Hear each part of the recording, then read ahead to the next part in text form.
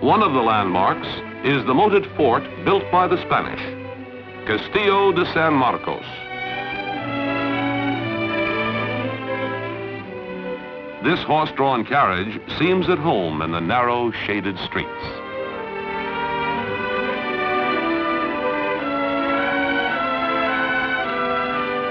The oldest house in the United States displays the 4 flags which have flown over St. Augustine: those of Spain, England, the Confederacy, United States. In 1845, Florida became the 27th state, with its capital at Tallahassee. Largest city in this part of the state is Jacksonville, gateway to Florida, a port and commercial center of growing importance.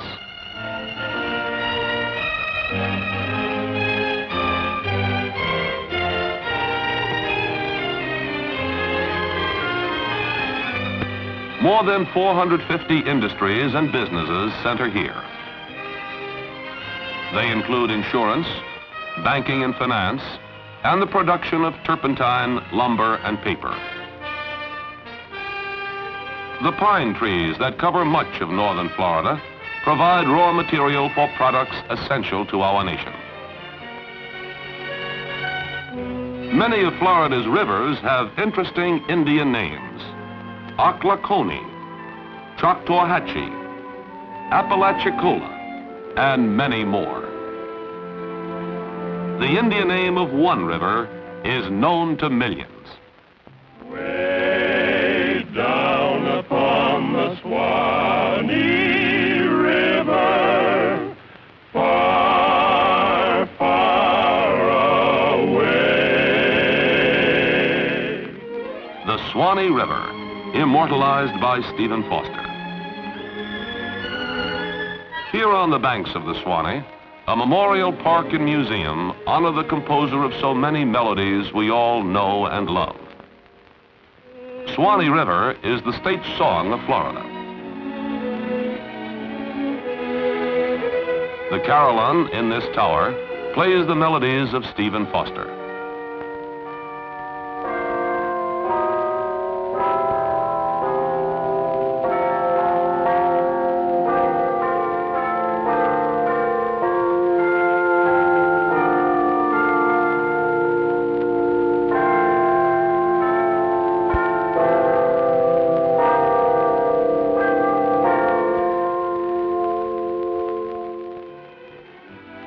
At Silver Springs, near Ocala, 800 million gallons of water gush from the earth each day to form the Silver River. Boat owners from near and far cruise up the river.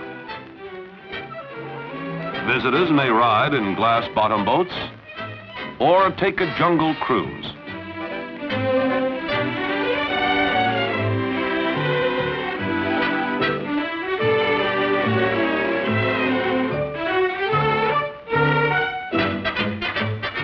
Monkeys wait for the cruise boats to beg for food.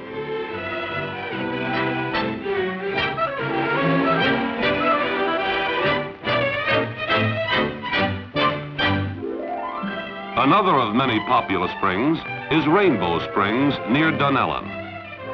Some springs feature boats with underwater portholes through which you can see and photograph the inhabitants of the incredibly clear water.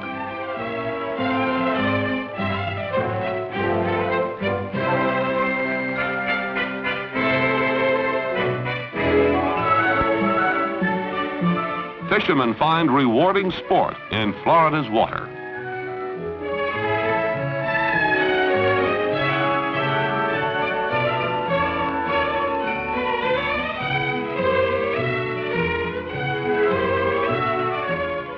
Black bass is a favorite, but the rivers and lakes are alive with many kinds.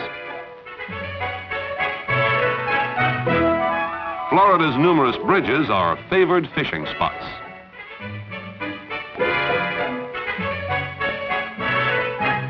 Deep-sea fishermen go after the big ones.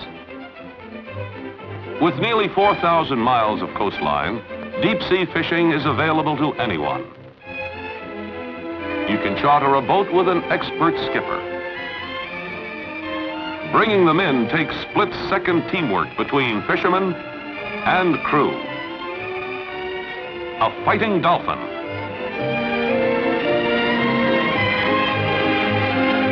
The Gulf Coast is famous for the mighty Silver King, the tarpon.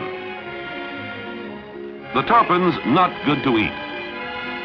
When he's as small as this, you just take his picture and let him go. Florida's outstanding aquariums vie with each other with exciting marine exhibits. Playful porpoises leap as high as 20 feet.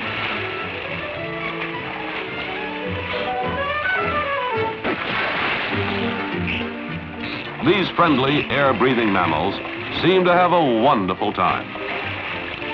Remarkably intelligent, they learn to dance and sing and do circus stunts. They even play basketball.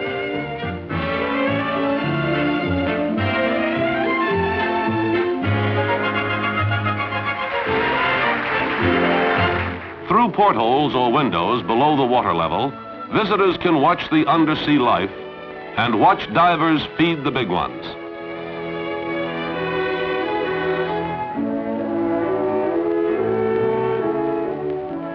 Smaller tanks are lighted so you can photograph marine plants and fish.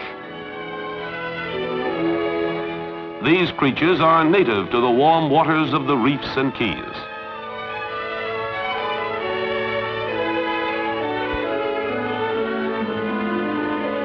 The Florida lobster, a favorite restaurant dish as well as an aquarium exhibit. North has seaside resorts with magnificent beaches on both the Gulf and Atlantic shores.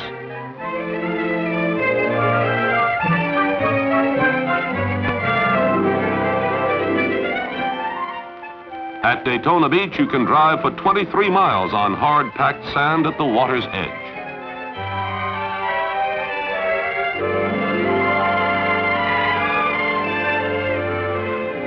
Motoring on into central Florida, you find yourself in a completely different land. It is a land of rolling hills and thousands of lakes.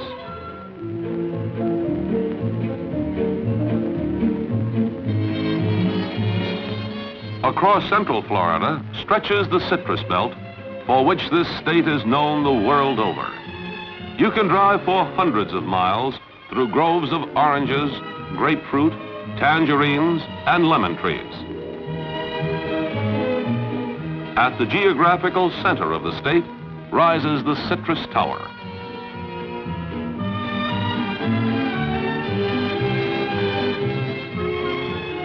From the top, you can photograph citrus groves that stretch to the horizon in all directions.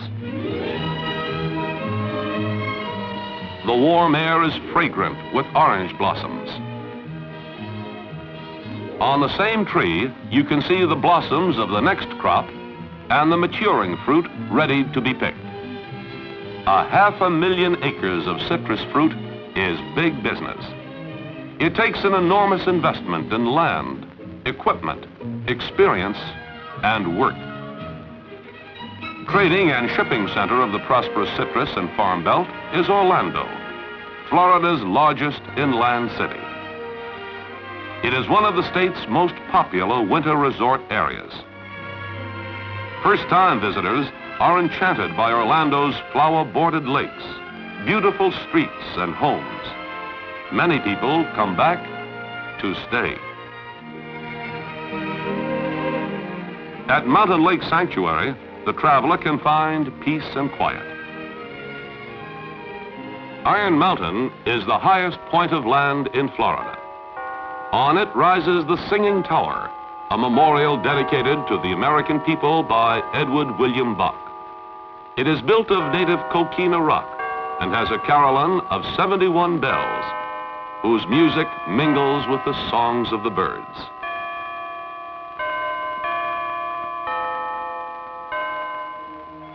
Not far away is a different attraction, Cypress Gardens. boats glide on winding waterways through masses of flowers.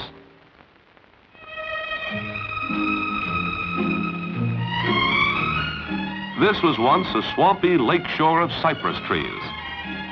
Now the gardens attract thousands of visitors. Here too are the daily performances of the spectacular water shows.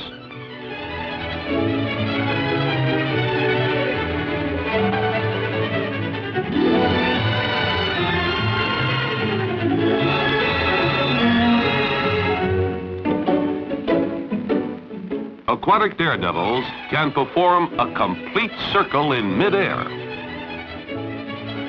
without a spill, and even take off into the sky on the wings of a kite.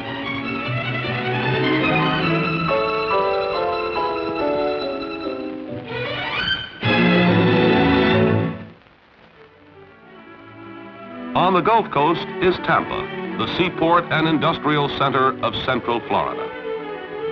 Tampa is surrounded by one of the most popular residential and vacation areas in the state, including St. Petersburg and Clearwater just across the bay.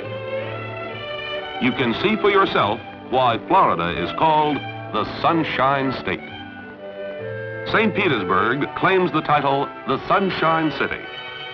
Its distinctive green benches are there for people who just want to sit in the sun. The long municipal pier is another spot where you can sit in the sun and fish. The friendly pelicans are always hungry.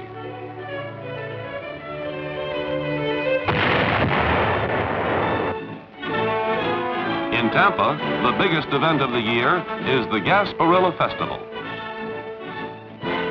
At the festival, Tampa residents reenact the day that the pirate Gaspar and his buccaneer crew sailed up the river and captured the helpless city. Each year they raise the Jolly Roger. Every craft in the Bay Area joins the gala escort.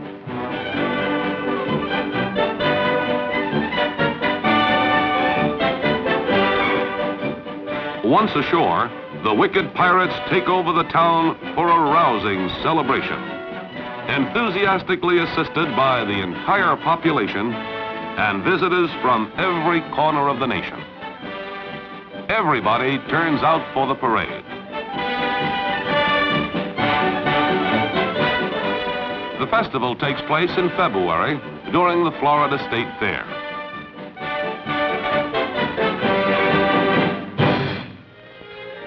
Across Tampa Bay stretches the 15-mile Sunshine Skyway, an important link in Florida's fine highway system.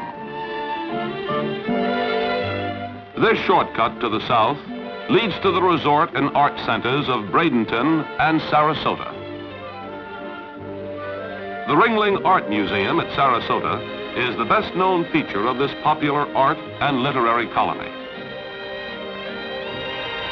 The museum's courtyard, with its Florentine Renaissance columns, has an outstanding collection of bronze and stone statues representing many epochs in the history of art.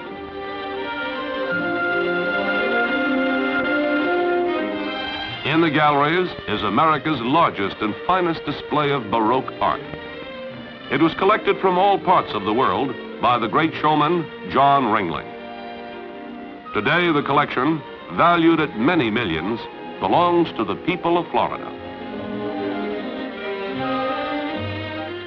Here is the world's largest collection of works by Peter Paul Rubens. The restored canvases are seen today in all their original color.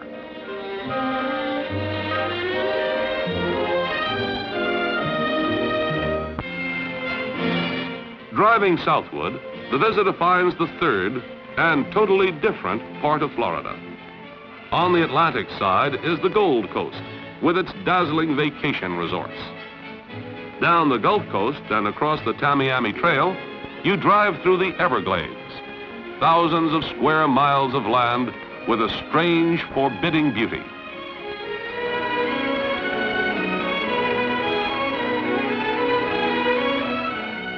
Now a national park, Much of the Everglades is a wildlife sanctuary.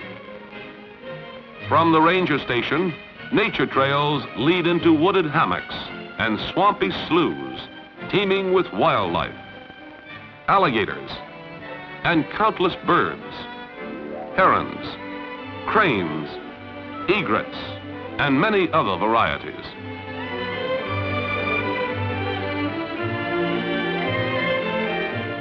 The National Audubon Society conducts wildlife tours by highway and water. You may see scores of different kinds of birds, many of them seldom or never seen up north.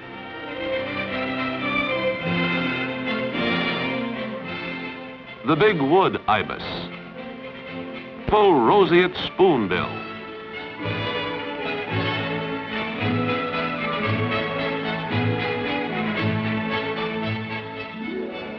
the white birds are the young spoonbills.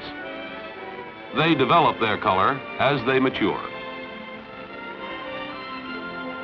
Seminole Indians live in the Everglades. Their ancestors defied the white man and retreated unconquered into the vast swampy wilderness. Today, many Seminoles live on reservations. Tourist demand for traditional Seminole costumes helps to preserve the tribal arts and skills. Seminole women bring their handiwork to reservation headquarters to be sold in the craft shop. The work is supervised by the Indian Agency, which provides, at cost, cloth and thread of good quality. In the villages, intricate designs are sewn with hand-driven machines from tiny pieces of cloth.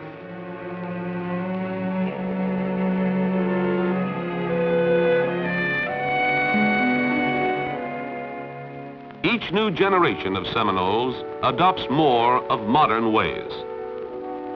One seldom sees this traditional hairdo. The hair is arranged over a form. The result somewhat resembles a hat.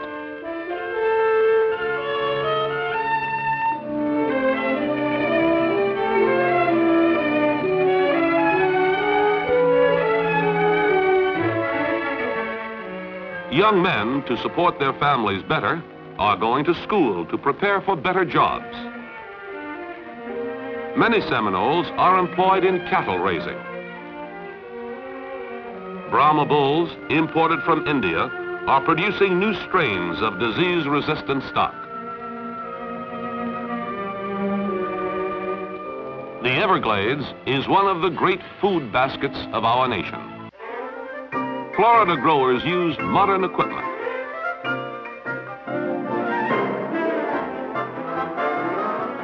A complete celery packing plant moves through the fields under its own power. It packs celery ready for shipment within a few minutes from the time it is cut.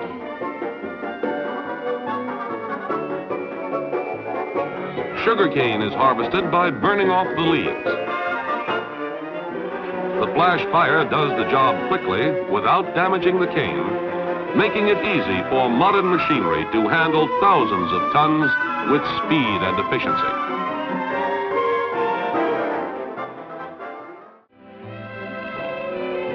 On the Atlantic coast of southern Florida, you'll find Palm Beach. Huge landscaped estates border the sea. Modern homes, too, have the characteristic palm trees. You'll visit Fort Lauderdale, where from swamp and wilderness, men have built a city of wide canals, arching bridges, and modern homes.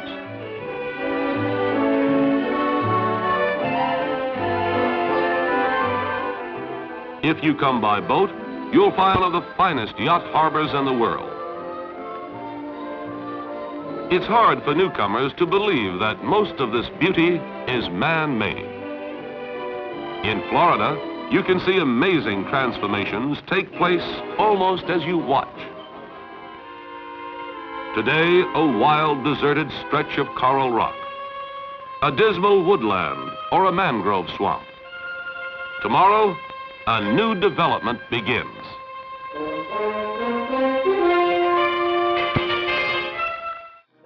Where once there was waterfront for a single home, suddenly a canal appears, and there's waterfront for 50 homes.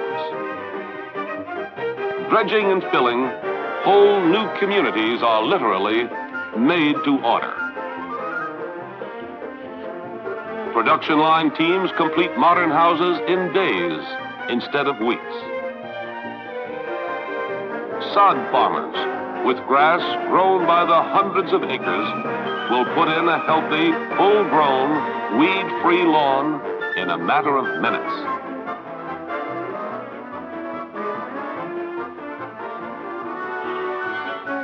Truckloads of semi-tropic shrubs and plants fill your garden.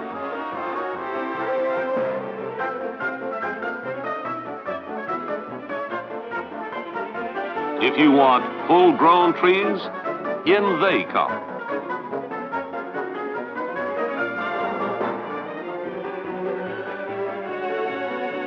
A month ago, this entire street of homes was just a planner's dream.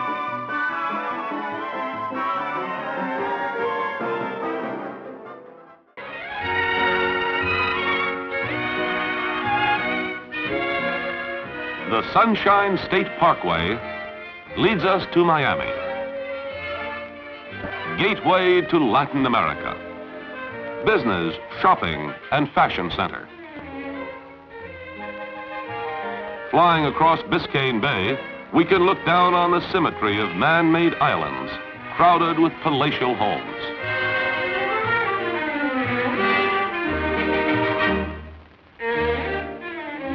In Miami Beach, great estates face the Atlantic.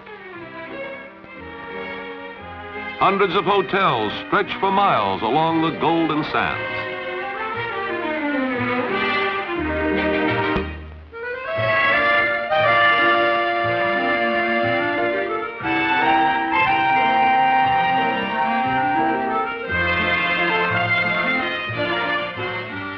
Each hotel is a luxurious resort, complete in itself, with vacation activities of every sort.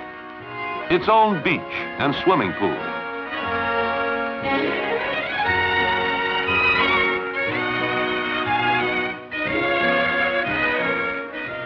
Every year, architects vie with each other in creating one modernistic skyscraper after another, each striving to outdo last year's sensation.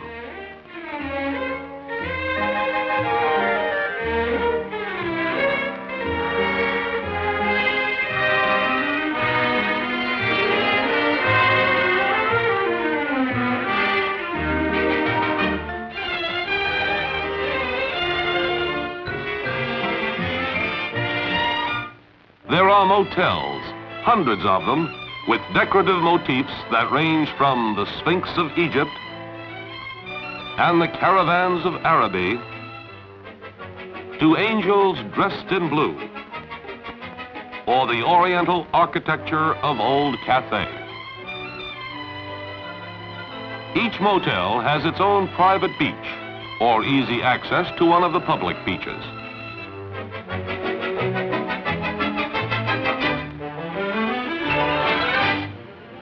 On the highway once more, south and west from Miami and out across the Florida Keys, you drive your car over the ocean. This is one of the strangest roads you'll ever travel. The Overseas Highway connects one tiny key to another over a series of more than 40 bridges. The keys are low-lying coral islands and reefs. They stretch far out to sea between the Atlantic and the Gulf of Mexico. The highway follows the route of the once famous Overseas Railroad, using some of the original railroad bridges.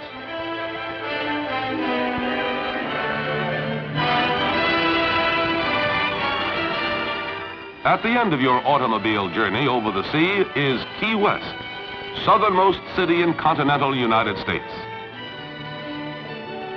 Here again is a different Florida, remote and picturesque.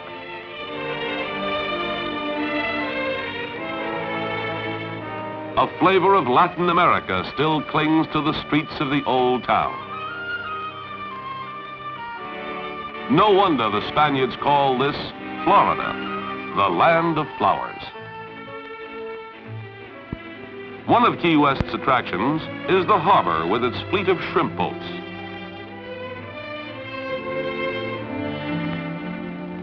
Turtle boats unload their cargoes captured in Caribbean waters further south.